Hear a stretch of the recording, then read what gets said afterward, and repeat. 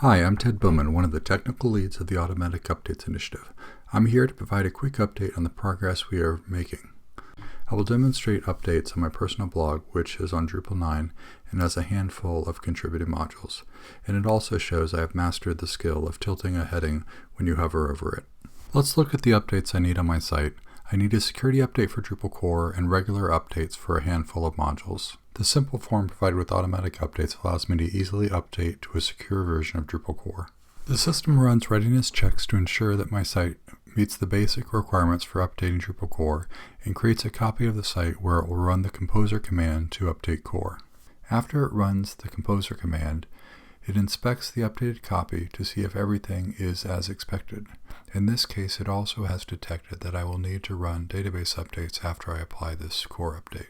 If I don't think now would be a good time to run these database updates, or if I decide not to update for any other reason, I can cancel this update and my site will remain unchanged. Since the demo of canceling an update would be anticlimactic, let's continue with the update. While the update is applying, the site is put into maintenance mode and certain actions like another user uninstalling a module are prevented. Since our update requires database updates to be run, we are redirected to the database update page to complete the update process. Now let's go back to the available updates page to see our current status. Drupal core is now secure, but there are a number of contributed modules that still need updates. While the initial version of automatic updates that will be added to Drupal 10 will only support core updates, we have been working on the ability to update contributed modules and themes so that this functionality can be thoroughly tested before it is added to Drupal core. Currently, this is a hidden module because it is in an earlier development stage, but let's unhide it to see what it can do. Now that the module is enabled, we have a new Update Extensions tab. This form will let us update any modules or themes that are out of date. I currently have 4 modules that need to be updated. Let's select them all and click Update.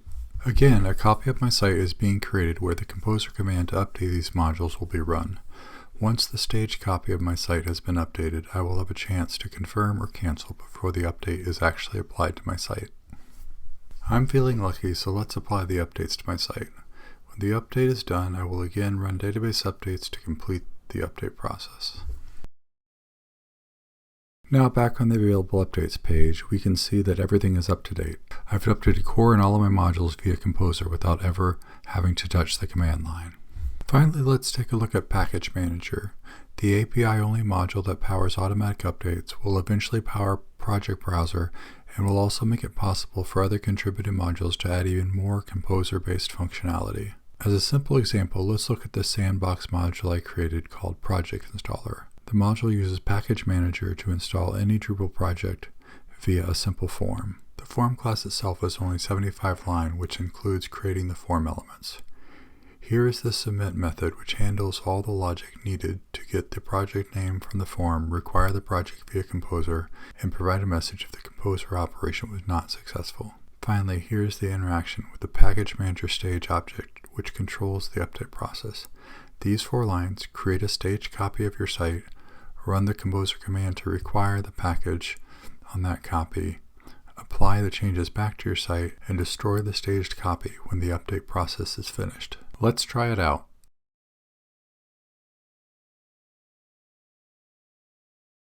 Of course, I cut out the waiting time, but we have now installed web form via Composer with essentially 4 lines of code. I'm excited to see what the Drupal community can build on top of Package Manager.